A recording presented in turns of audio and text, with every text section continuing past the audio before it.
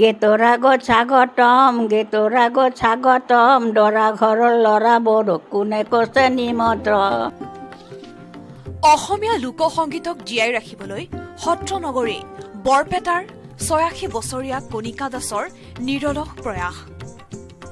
সময়ৰ লগে লগে আমাৰ সমাজৰ পৰা ক্ৰমে লোপ পাই আহিছে লোকগীত লোক পৰম্পৰাসমূহ।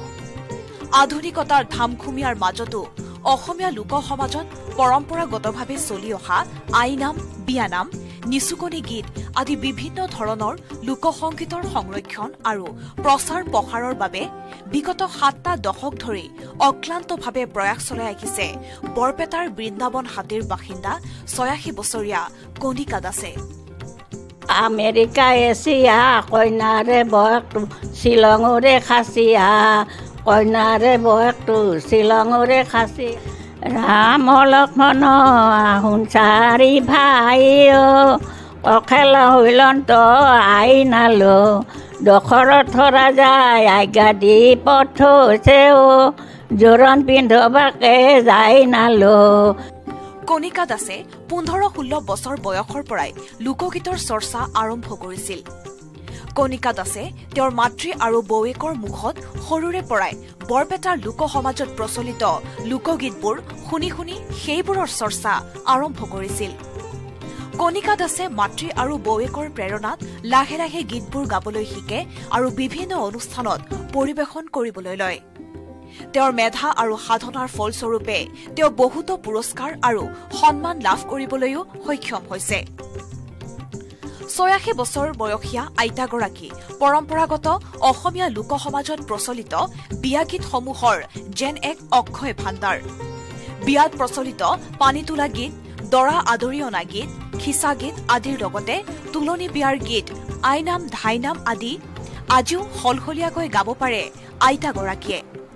যেতিয়া পুষ্পিতা হয় তিনিদিনাখন যেতিয়া গণেশনে যায় গধূলি আমাৰ পূৰ্বৰ পৰা আছে কি এটা জাপা এটা এজন সৰু ছোৱালীজনী সৰু হ'ব লাগে তাইৰ মাথাত দি তাৰমানে আজিকালি শৰাইত দিয়ে, আগতে জাপাই আছিল এটা পিতলৰ।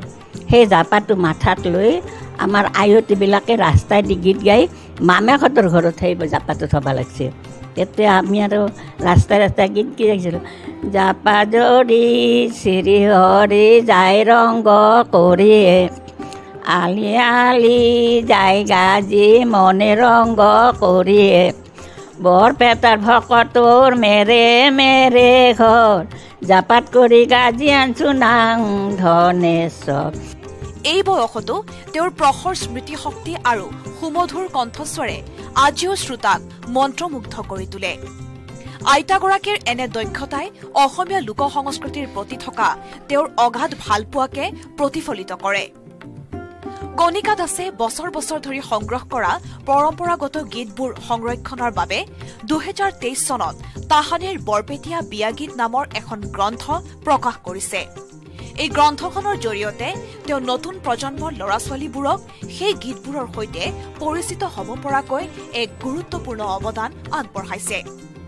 কণিকা দাসৰ এই অক্লান্ত পৰিশ্ৰমে অসমীয়া লোকসংগীতৰ ধাৰাক জীয়াই ৰখাত গুৰুত্বপূৰ্ণ ভূমিকা পালন কৰিছে। অসমীয়া লোক পৰম্পৰা জীয়াই ৰাখিবলৈ নতুন প্ৰজন্মক উৎসাহিত কৰাৰ বাবে এই বয়সতো যি নিৰন্তৰ সাধনাত মগ্ন হৈ আছে সেয়াই তেওঁক আন 10 গৰাকী নাৰীৰ বাবে অনুপ্ৰেৰণা হৈ পৰিছে। বৰপেটাৰ পৰা জিলিয়াছ দাসৰ ৰিপৰ্ট, লোকেল 18।